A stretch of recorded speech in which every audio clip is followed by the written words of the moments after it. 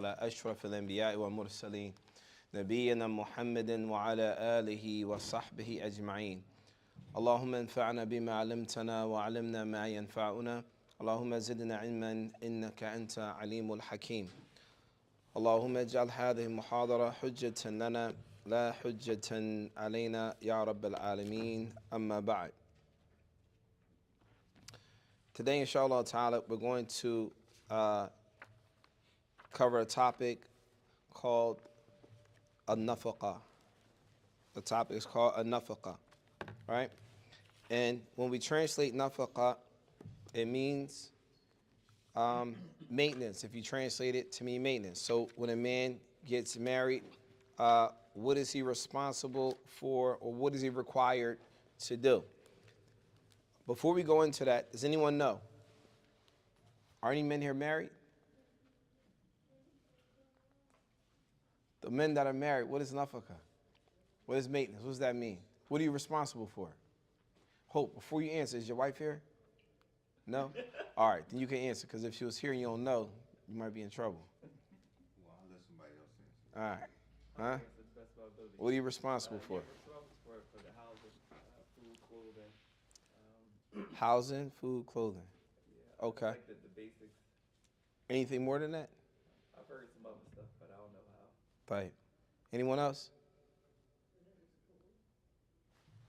The rest of the married brothers don't know? I agree. You agree with what? Food, clothing, and shelter. Okay. So today, inshallah ta'ala, we're going to go into some detail as it relates to a nafaqah or maintenance. So the first thing, we're going to talk about the definition. The definition, وَهِيَ كِفَايَةَ مَنْ يَمُونَهُ, is you are taking care of someone that you are responsible for. That's in general. What we're going to learn today is what those details suggest. What those details suggest. What are the details in taking care of your family? We're also going to go into some detail, inshallah, look at some of the verses in the Quran as it relates to supporting some of the things that I mentioned. قال المصنف رحمه الله تعالى. So the author says, mind you, we're still coming from the book Zad al-Mustaqni'. Zad al-Mustaqni'. قال المصنف رحمه الله تعالى يلزم الزوج نفقة زوجته قوتا. So the first thing they mention is that it is imperative for a husband to spend on his wife. And firstly it mentions by buying her food. Wa kiswatan, clothing. Wa suknaha, and housing for her. Now housing for her, suknaha bima yaslahu li mithliha, is that you are providing housing for a woman of the status that she comes from. Like, what does that mean? Allah subhanahu wa ta'ala says, and this is important, a lot of brothers, especially in our community, a lot of brothers move into the houses of their wives, which is not the origin in Islam. It's not the origin. And that could partially be a reason why a lot of people may have problems in their marriage. It's possible, right? Allah subhanahu wa ta'ala says in the Quran, and this is for the brothers, because Allah subhanahu wa ta'ala, yukhatib al-rijal. Allah is talking to the men here. Allah says, askinuhunna min haythu sakantum. Like the brother read in the salat today. Askinuhunna min haythu sakantum. Meaning, house your wives where you live. Not where she lives. Not where your wife lives, where you live. Place your wife where you live. Right? Then Allah subhanahu wa ta'ala says, min wujidikum. Min wujidikum, it means what you're able to do. What you're able to do, what you can afford. Right. So here, when the author, he says, bima yasluhu li mithliha, that you house her in a capacity of a woman of her status for living. What does that mean? So then they go into detail. It says, وَيَعْتَبِرُ الْحَاكِمْ ذَلِكَ بِحَالِهِمَا إِنْدَ التَّنَازُعِ. So let's say, for example, a woman says, My husband placed me in a house, but this house is not the means that I'm accustomed to. Right? So they go back to the Islamic judge. Let's say, for example, because Islam makes a distinction between a wealthy man, a mutawassit man, a man in the middle, and a poor man. There are three categories of men when it comes to getting married. Likewise, there are three categories of women when it comes to getting married. She could be wealthy, she could be in the middle, or she could be poor. If a wealthy man, or a man that is technically considered wealthy, and wealth is relative, right? It's relative depending on culture, etc. But if a wealthy man marries a wealthy woman, then the food, clothing, and second, where she lives, has to be comparable to what she's accustomed to. It has to be comparable to what she's accustomed to. And we're going to go into detail about that. If a poor man marries a poor woman, then it has to be comparable, obviously, because he can't afford more than that. It's going to be comparable to what she's used to. And likewise, a person that's mutawassit in the middle is going to be comparable to a person that is in the middle. Right, Mumtaz. What if a rich man marries a poor woman? What is upon him? Is it upon him to house her in a place and put her in the status of a rich woman, or in the middle, or in a poor person? Which is it? Huh? From the beginning, we started off as housing according to your means. Mumtaz. But if his means is to make on the rich person's level, is he required to house her on that level, or in the middle, or in the bottom? I hate to say bottom, but if she's poor. From the way I understand it, it sounds like on his means, he would have to put her up on whatever level he on. Right. If he's on that level, then she needs to be on that level. You disagree. Right, what is it? So, if you said according to what she's used to. Yes, li mithliha, what she's accustomed to. So then the ulama say in that case, if he's wealthy, then he should put her on the middle level. On the middle. Meaning it's a step up from where she's used to, but it's not all the way extreme. Right? Right. And likewise, if it's also, you have rich women that marry poor men. Right? So then for him, the poor man is to put her likewise in the middle, because he can't afford anything more than that. Does that make sense? Huh? Right. So the next one, so then it says, وَيَعْتَبِرُ حَاكِمُ ذَلِكَ بِحَالِهِمَا عِنْدَ التَّنَازُعِ. So let's say, for example, the husband and the wife, they're having problems. She's complaining, he's not spending enough money on me, etc. What does she do? She goes to the judge. The judge is going to look at his financial capacity. And once the judge gauges his financial capacity, he's going to rule according to that. He's going to rule according to what? The finances of the husband. If he can afford better than what he has her in, then it's going to be raised. Does that make sense? Like, that's Islam, y'all. That's not. We ain't get there yet. طيب. So, وَيَجِبُ عَلَى رَجُلِ, and it is wajib for a man to spend on his wife in these three things that we mentioned, right? This wajib that he spends on her, food, clothing, and shelter, you can find in the Quran, and you can also find in the sunnah, and you can also find in al-ijma', which is a consensus. So first, we're going to talk about what we find in the Quran. Allah subhanahu wa ta'ala says in the Quran, لِيُنْفِقَ ذُو سَعَةٍ مِّن سَعَةِ. Allah says, the one that possesses, he's going to spend that which is in his means. وَمَنْ قُدِرَ عَلَيْهِ. And if he's poor, if he doesn't have it, وَمَنْ قُدِرَ عَلَيْهِ رِزْقُهُ فَلْيُنْفِقَ مِمَّا آتَاهُ اللَّهُ. Then if he's poor, then he's going to spend by that which Allah has given him. لَا يُكَلِّفُ اللَّهُ نَفْسًا إِلَّا مَا آتَاهَا. That Allah is not going to place a burden on you except that which you can bear. طيب. In another ayah, Allah subhanahu wa ta'ala says, قَدْ عَلِمْنَا مَا فَرَضْنَا عَلَيْهِمْ فِي أَزْوَاجِهِمْ وَمَا مَلَكَتْ أَيْمَانُهُمْ.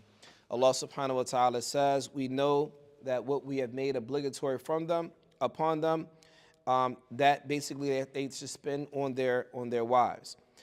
As it relates to the sunnah, of the Prophet ﷺ, فما روى جابر أن رسول الله صلى الله عليه وسلم خطب الناس, that the Prophet عليه الصلاة والسلام, he spoke to the people. فقالوا, or فقال. So the Prophet عليه الصلاة والسلام, he said to the Muslims, اتقوا الله في النساء. And pay attention to this hadith, brothers. Brothers, pay attention to this and keep this in mind before you marry women. Before you marry women, make sure you understand this hadith here. It's very important. An-Nabi alayhi salatu wasalam, he said, ittaqu Allah fi nisa. Fear Allah as it relates to the women. فَإِنَّهُنَّ أَمْوَانٌ عِنْدَكُمْ. Basically, the women are like a vessel with you. There's something that the women are people that you have to protect and safeguard. It says, أَخَذْتُمُوهُنَّ بِأَمَانَةِ اللَّهِ, that you have taken on these women as a trust from Allah. A trust. What is a trust? Trust is something that you're responsible for. You're entrusted with something. You're responsible for it. Right? So the women come to you as a trust from Allah. وَاسْتَحْلَلْتُمْ فُرُوجَهُنَّ بِكَلِمَاتِ اللَّهِ. And their private parts have become halal to you by the statement of Allah subhanahu wa ta'ala. Which in other words, her private parts will be haram for you. Right? وَلَهُنَّ عَلَيْكُمْ نَفَقَتُهُنَّ وَكِسْوَتُهُنَّ بِالْمَعْرُوفِ. And for the men, it is upon men, it is upon you to spend on your women and clothe your women with that which is good. Men, it is your responsibility. Not the sister's responsibility to pay for herself. Not, well, she already got a job, she don't need me to do that. This is your obligation with the deen of al-Islam. And this hadith we can find in Sahih Muslim. In another narration, عن النبي صلى الله عليه وسلم ألا إن لكم على نسائكم حقا. The Prophet عليه الصلاة والسلام, he said, upon your women you have a right. وَلِنِسَائِكُمْ عَلَيْكُمْ حَقٌ. And from your women upon you, they have a right. فَأَمَّا حَقُّكُمْ عَلَى نِسَائِكُمْ. And as for the rights that you have upon your women, فَلَا يُؤْتِئْنَ فُرُوشَكُمْ مَنْ تَكْرَهُنَّ وَلَا يَأْذَنَّ فِي بُيُوتِكُمْ لِمَنْ تَكْرَهُنَّ. That the woman does not allow anyone to sit on your bed that you hate or enter into your home that you dislike. That's from your rights. وَحَقُّهُنَّ عَلَيْكُمْ. And as for the rights of the woman upon you, and تُحْسِنُوا إِلَيْهِنَّ فِي كِسْوَتِهِنَّ وَطَعَامِهِنَّ. And the rights that the women have upon us is that we are good to them as it relates to us clothing them and feeding them. We don't have our women sitting at home starving and hungry, or they don't have any clothes to put on their backs, and you have all the clothes in the world. طيب.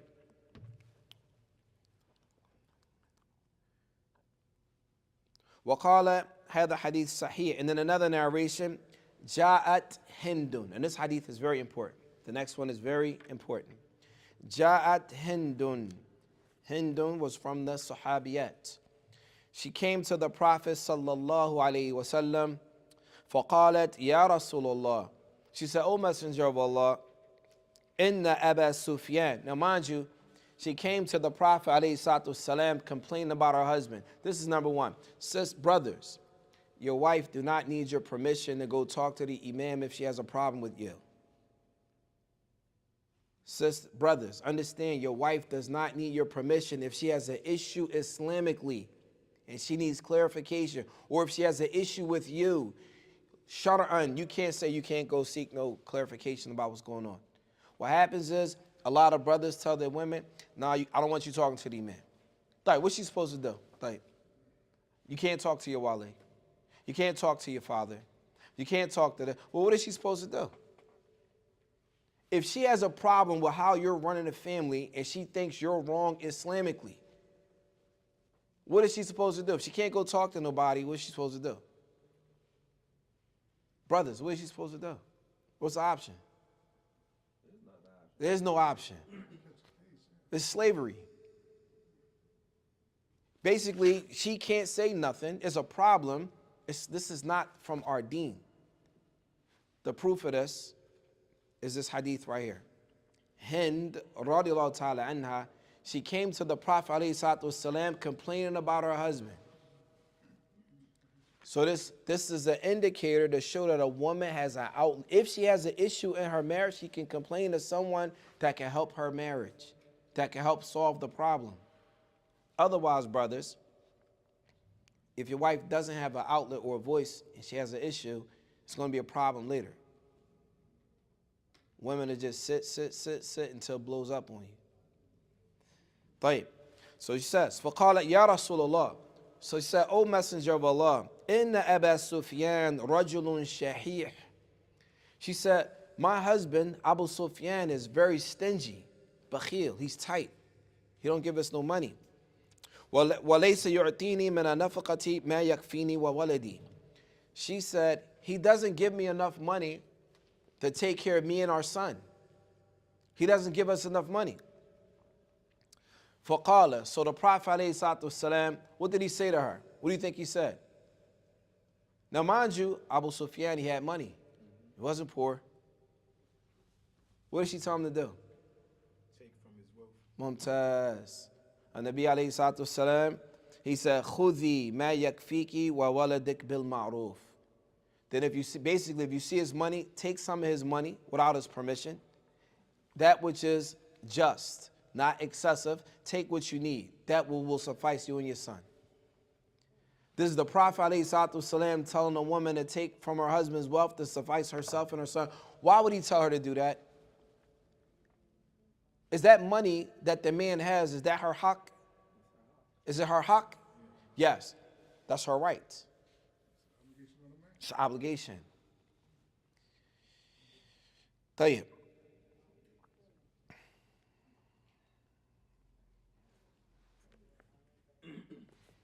So then, we're going to get back to the text, inshallah ta'ala. So it says, فَيَفْرِضُ لِلْمُعْسِرَةِ تَحْتَ مُوسِرْ قَدْرَ كِفَايَتِهَا. So, if a rich man marries a rich woman, then it says that he has to suffice her or supply her with the things that is considered the best. Arfa khubza balad, the most expensive, the most extravagant, if you will, the highest priced bread of the people of that town. That's what she's supposed to have if they both come from wealth. If they both come from wealth. Likewise, lahman, etc. And likewise, if both of them are wealthy, then yalbasuha bimithluha bil harir, and that she is dressed with nice garments, especially if both of them are wealthy. If both of them are wealthy. Likewise, the bed that she has, the home that she has, all of these things should be nice according to their standard. And we mentioned that initially, if they're both wealthy, then their home should be like this. If he's wealthy and she's poor, then it should be in the middle. If they're both in the middle, then it should be in the middle. And if they're both poor, then it should be what? On the level of the people that are poor. Any questions? Yes. Fadda. So you just came in, Sheikh. It's 3 levels. You have a husband and a wife that are both wealthy. Then he spends on her according to the higher means. If they're both in the middle, like the middle, they're not rich and they're not poor, then he spends on her according to that means. And if they're both poor, then he spends on her according to that means. Understand? Now, if the husband is rich and she's poor, then he spends on her in the middle. Okay? طيب.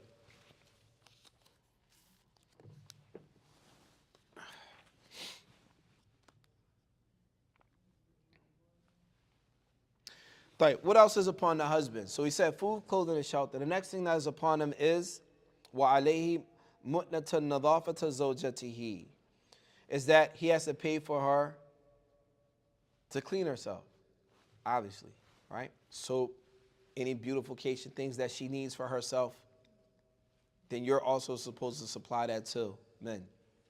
It's part of your responsibility.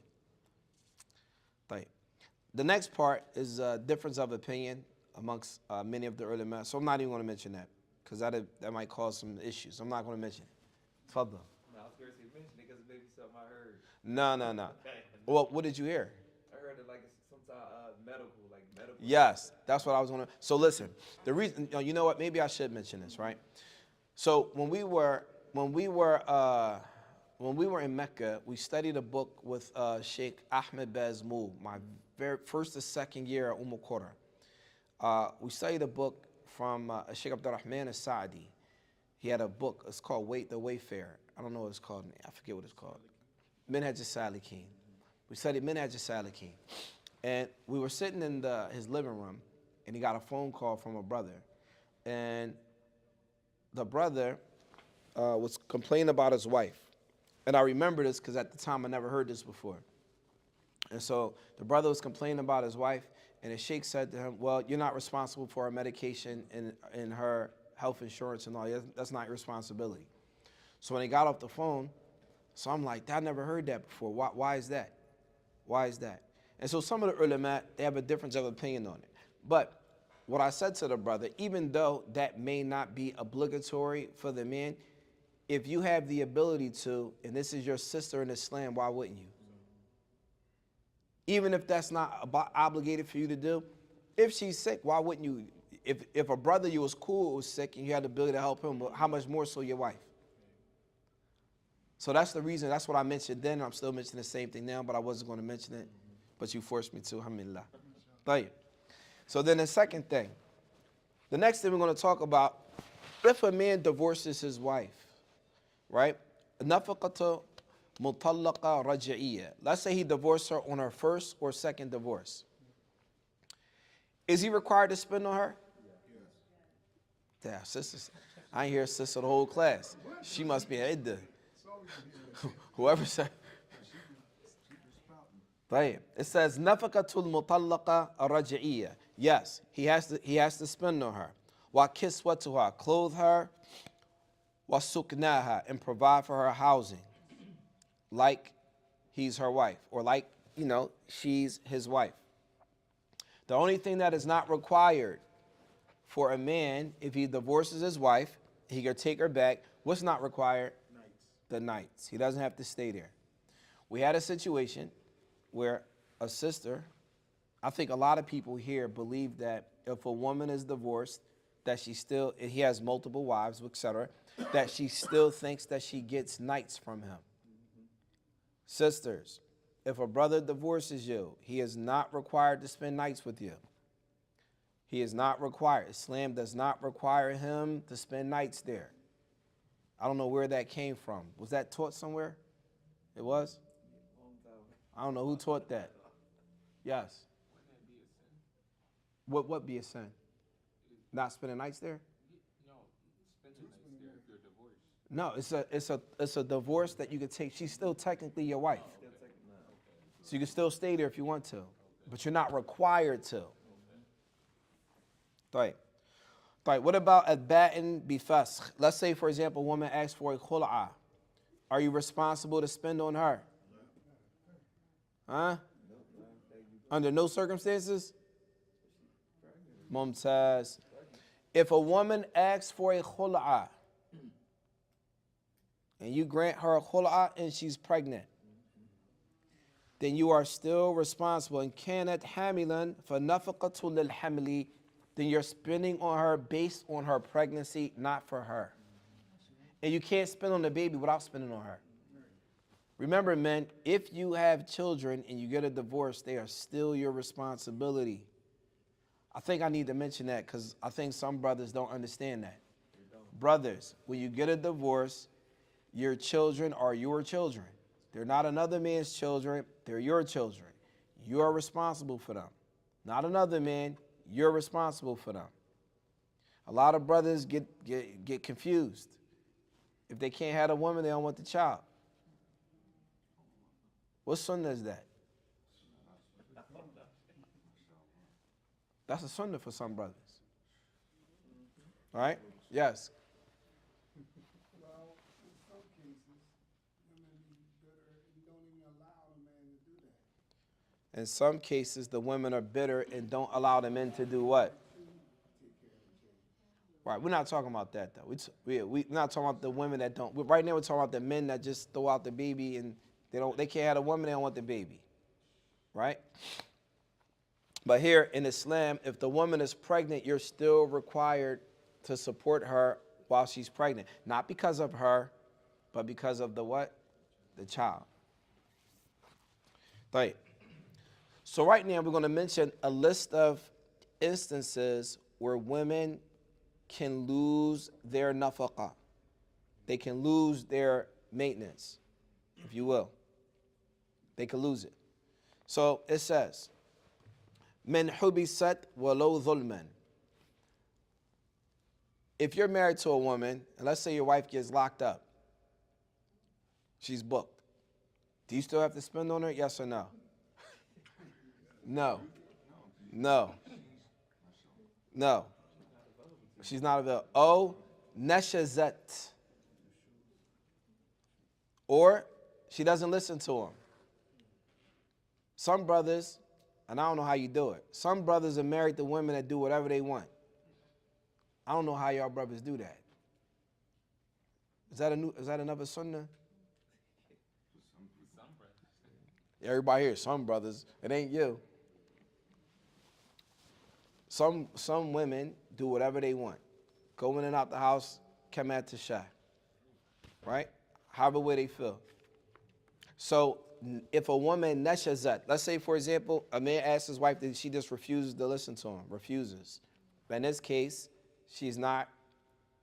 you are not required to spend on her. The next one.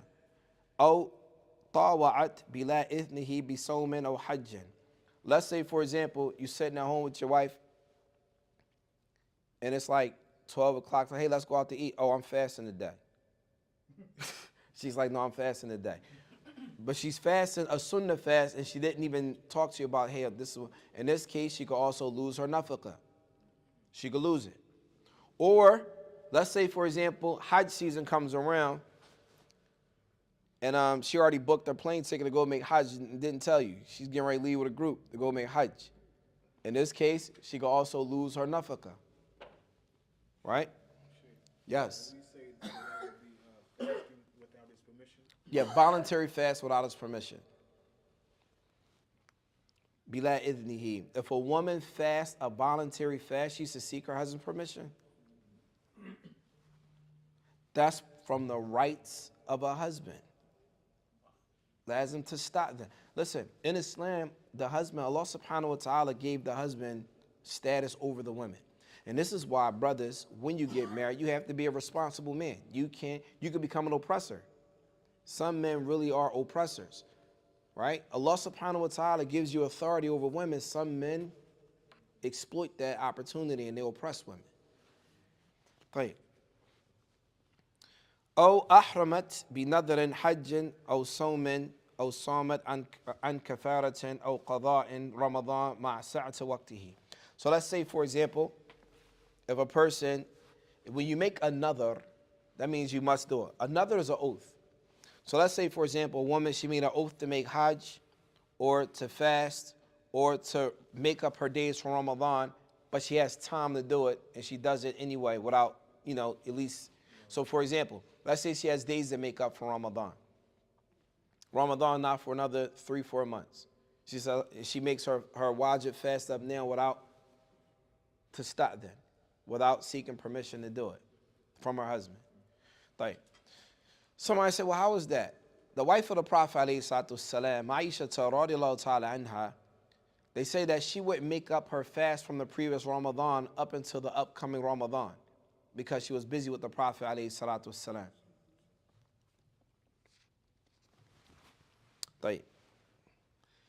Another one.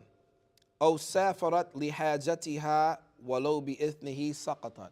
Let's say, for example, if a woman travels, even if she travels with her husband's permission, if she travels for things that she needs with her husband's permission, then he doesn't have to spend on it because that's something that she needs, not him. Does that make sense? So how much more so for a woman that travels without her husband's permission? A woman traveling without her husband's permission. He called, where you at? I'm in California. MashaAllah. How you get there? What'd you say? She might as well stay there? Oh, all right.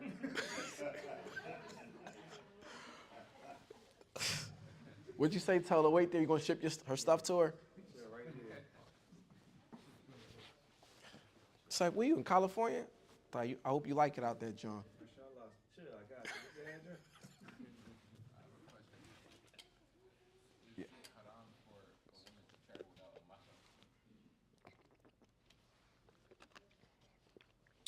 The origin is that a woman does not travel without a mahram. That's the asl. That's the origin. There are exceptions, but that's the rule of thumb. That a woman should not travel unless she has dhul mahram, that she has a mahram with her. طيب. The next one. وَلَا نَفَقَتْ وَلَا سُكْنَ لِمُتَوَفَّى عَنْهَا. So let's say, for example, a husband dies. The husband dies. Who spends on the wife? Is he required to spend on the wife after he's dead? Well, she has a right to his inheritance. We didn't get there yet. Right now we're talking about the husband dies. Is he still required to provide food, clothing, and shelter? This one thing at a time. He dies. Does she get nafaqah from him? Yes. You say yes. Yes. The answer is no. There's no nafaqah. So then, what happens if he has a tarika? A tarika is what he leaves behind. Then from that tarika, the wife gets a portion of that. But it doesn't fluctuate. It's a set amount. It's not considered nafaqah. It's not maintenance. It's inheritance. Because think about, once that man dies, everything he owns goes to his waratha, to the people that inherit. So if you try to take from that money, you're taking from his sons, or you're taking from them, or the inheritors. Okay? طيب. I'm sorry? She is one of the inheritors. She's one of them, but not the prime. Listen, if a husband dies and his wife has access to his bank account, she don't know what's hers and what's not. Chances are she's going to take somebody else's rights. That's just the way it is. طيب. وَلَهَا أَخْذُ نَفَقَةِ كُلِّ يَوْمٍ مِّنْ أَوَّلِهِ لَا قِيمَتُهَا. Now pay attention to this. A man, the first of the day, in the beginning of the day, a man's supposed to technically pay for her expenses every single day, right? However, he should do it, not give her the money and let her do it herself. That's the origin. The origin is that a man spends on her without giving her the money to do it, but he does it. So for example, the origin is that a man does not, okay, the rent is this, he gives her the money to go pay the rent. He gives her the money to go do this. He gives her the money to go buy food. That's the origin, that he doesn't do that. That's the origin. He says, however, وَلَا عَلَيْهَا أَخْذُهَا فَإِنِ اتَّفَقَا. However, if they agree, alayhi, that he's going to give her money to do certain things, then it's permissible. Then it's permissible. Did that make sense? طيب. Yes. I was about to say, because, like, if I'm giving you money, if I'm buying you clothes, how am I supposed to know, you know what I'm saying? How much the clothes cost? Even that, or I mean, you can go with her. measurements, all this type You can of go stuff, with her. what type of silk, You can go with her. what type of, you know You can go with her. what I'm saying? I'm just saying. Most men don't want to go to women to go. I don't want to go either. Yeah, I was thinking. I ain't trying to do that. Yeah. Give it a joint. No, I'm with you. Just check the joint. طيب. It says, وَلَهَا كِسْوَةُ كُلَّ عَامٍ مَرَّةٍ. So, this is the bare minimum. Every year, a man is required to buy his wife clothes. Once out the year. Once out the year. In the beginning of the year. وَإِذَا غَابَ وَلَمْ يُنْفِقْ لَزِمَهُ نَفَقَتُهُ مَا مَضَى. So let's say, for example, if the man skips out and doesn't buy her anything. It's like, man, she got it. I ain't buying her nothing. The next year. So he still owes from the previous years. Unless she pardons him, but it accumulates. Because it's a debt. It becomes a debt for the men. وَإِنْ أَنْفَقَتْ فِي غِيبَتِهِ مِنْ مَالِهِ فَبَانَ مَيْتًا غَرَّمَهَا الْوَارِثُ مَا أَنْفَقَتْ بَعْدَ مَوْتِهِ. Now this is important. Let's say, for example, the husband travels somewhere, he passes away. The wife has access to his bank account. He has money. She's just spending his money. She don't know that he's dead. She's spending his money. 2 weeks go by, she don't hear from him, but she still spend this money. Find out he died 2 weeks ago. In that 2 week time period, she may have spent $3,000. That $3,000 that she spent was not her money. It belonged to the people that inherit outside of her. So now she's responsible for paying back that money until they find out what portion of it she's allotted. Does that make sense? That's how detailed it gets. The next part is for the women. When a woman gets married and the husband does not pay the dowry, because a lot of women will accept the dowry later. They'll say, all right, I'll take it next year or whenever you get it, right?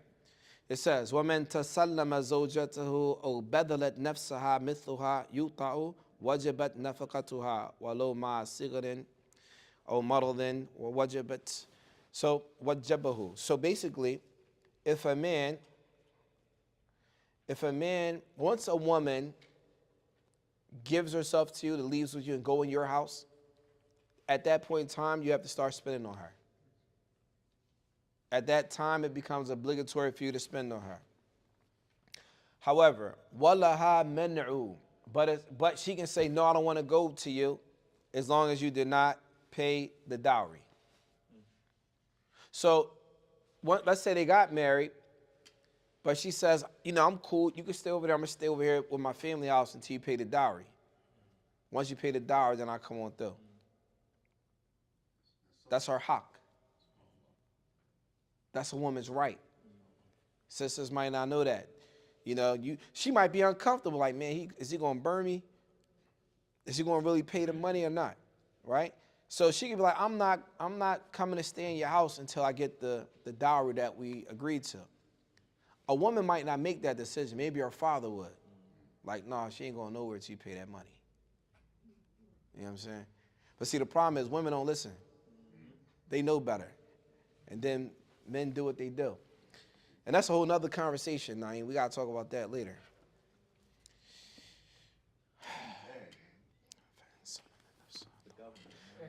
فَإِنْ سَلَّمَتْ نَفْسَهَا طَوْعًا ثُمَّ أَرَادَتْ مَنْعُ لَمْ تَمْلِكْهُ.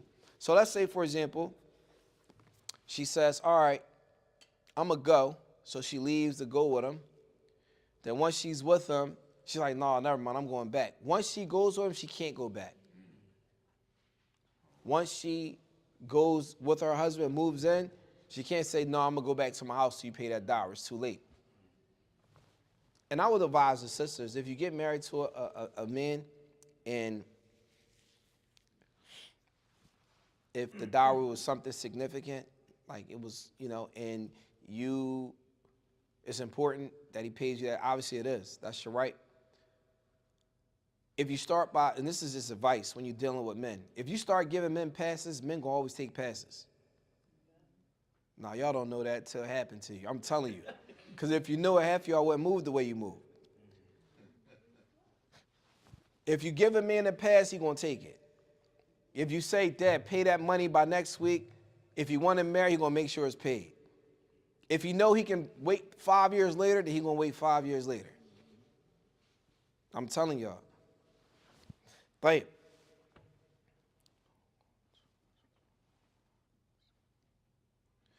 It says, وَإِذَا أَعْصَرَ بِنَفَقَةِ الْقُوتِ.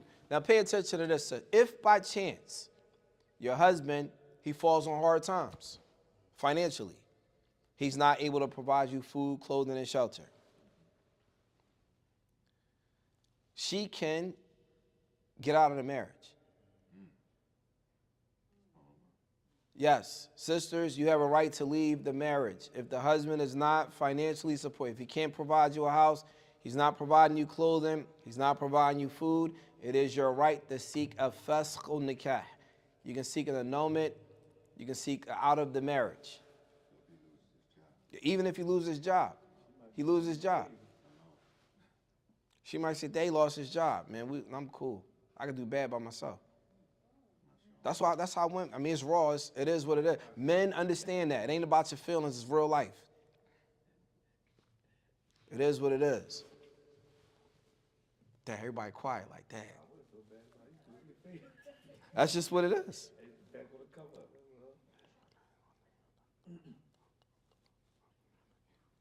طيب. The next one. فَإِنْ غَابَ مُوسِرٌ. So let's say, for example, this is the last part. Let's say a woman is married to a man that has money. He's wealthy. وَلَمْ يَدَعْ لَهَا نَفَقَةً. But he travels. And he didn't leave her money. He didn't leave money for her. وَتَعَذَّرَ أَخْذُهَا مِنْ مَالِهِ. And she does not have access to get money from him. What's the dana to her? Now pay attention. A woman, your wife, brothers, your wife can your wife can collect a debt off of your name if she don't have the money in the house and you can get it. What does that mean? Let's say, for example, you travel. She come to the mess like, listen, let me borrow $1,000, man. Put it on my husband's tab. He'll get it. He'll pay you when he get back. Now I'm like, all right, give her a stack, and then yo, man, when you get up, your wife took $1,000. Well, wait, I didn't authorize that. But how could she get that money? She took the loan off of his name because what was required for him to spend on her. He has to pay that money. Does that make sense? Shake like, hold up, man, I ain't trying to hear all that. Some people like that, right? It makes sense. Now, if she can't take a loan out on his name, then she can also get a fesk, an annulment of the marriage. While he's gone.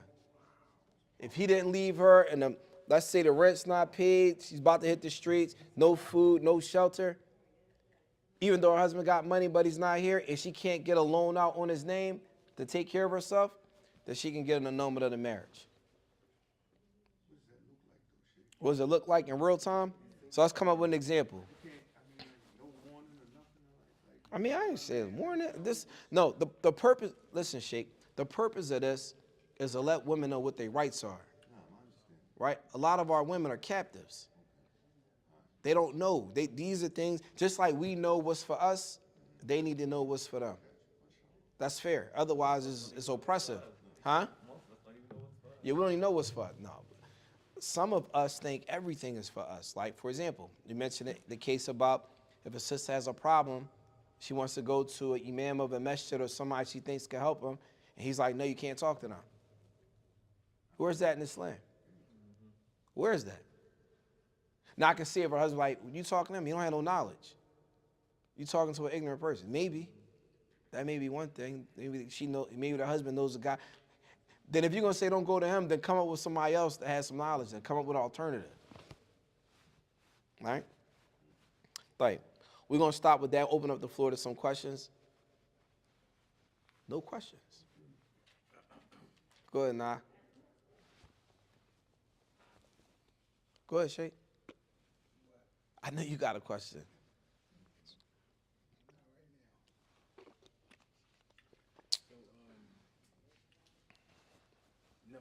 Nafaqa, yes.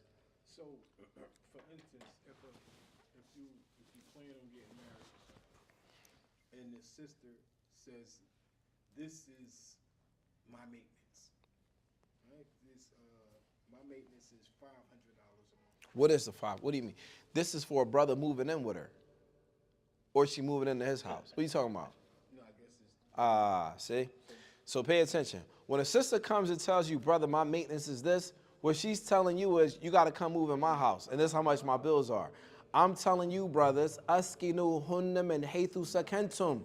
Move her where you live. And if she decides she doesn't want to leave her house, Then that's on her.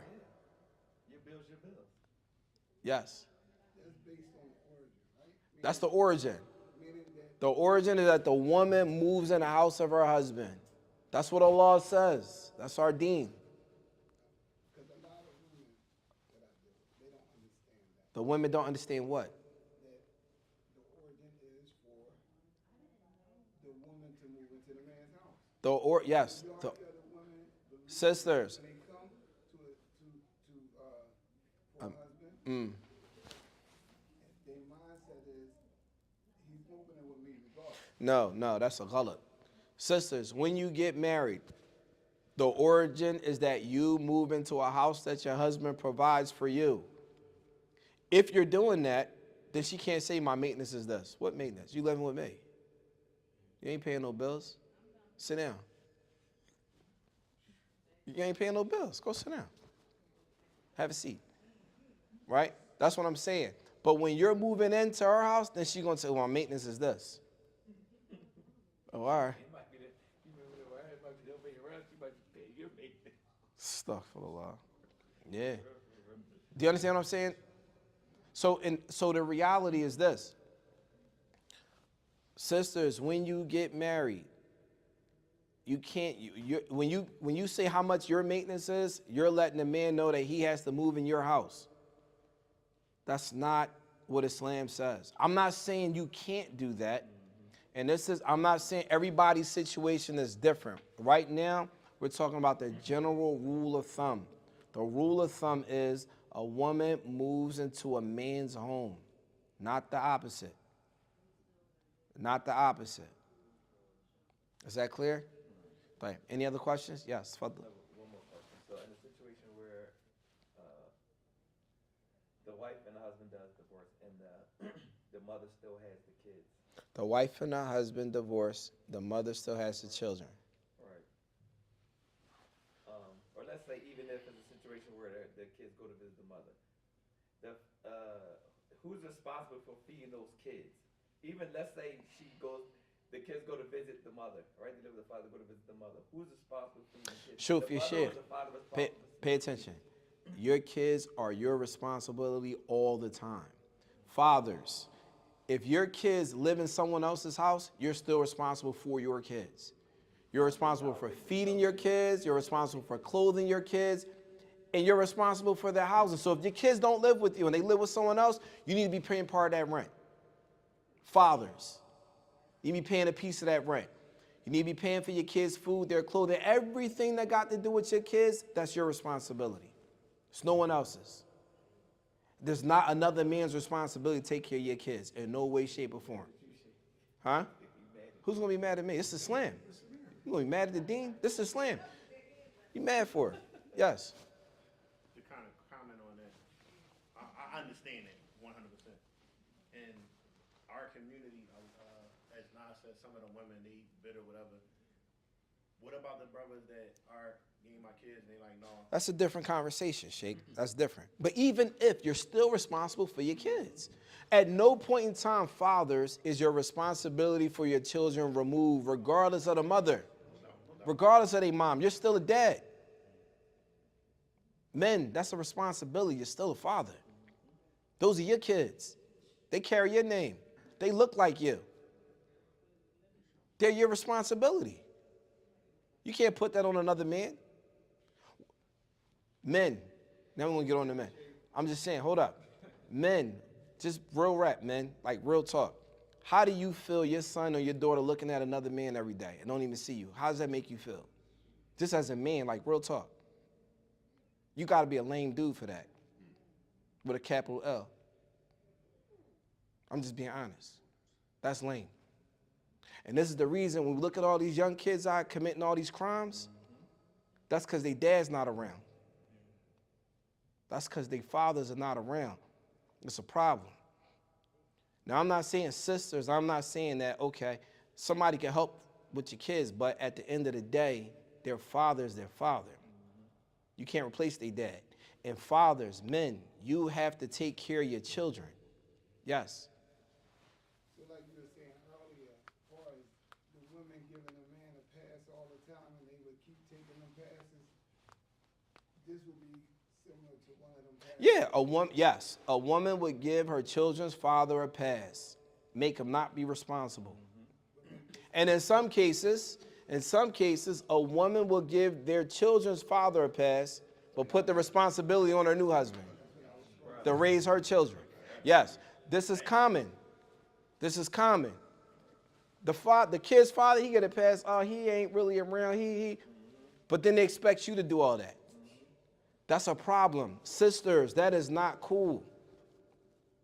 You can't rid one man of responsibility, but get a responsibility to a man that's not his responsibility under Allah. And then you're not considered a real man. According to whose definition? That's a woman's definition. Brothers, a woman can't define what a man is. We do that. We define what men. A woman can't tell you what a man. We men, we define men. We could look at a man and say he's not a man. He's a lame. Men could do that. Women can't do that. She might have an idea, but it ain't the same. Men know men, just like women know women. Any other questions? You good? We're going to stop with that, inshallah. Subhanaka Allahumma wa bihamdik, ashhadu an la ilaha illa ant, astaghfiruka wa atubu ilayk. Real quick, the next class we have, Sheikh, we're going to talk about that in particular, child custody laws in Islam. In the child custody laws in Islam class, it speaks about these issues in detail. If, husband and wife split, who gets the children, why, what age, etc., etc. Okay? So we'll expound on that in the next class. Subhanaka Allahumma wa bihamdik, ashhadu an la ilaha illa ant, astaghfiruka wa atubu ilayk. Assalamu alaikum wa rahmatullahi wa barakatuh.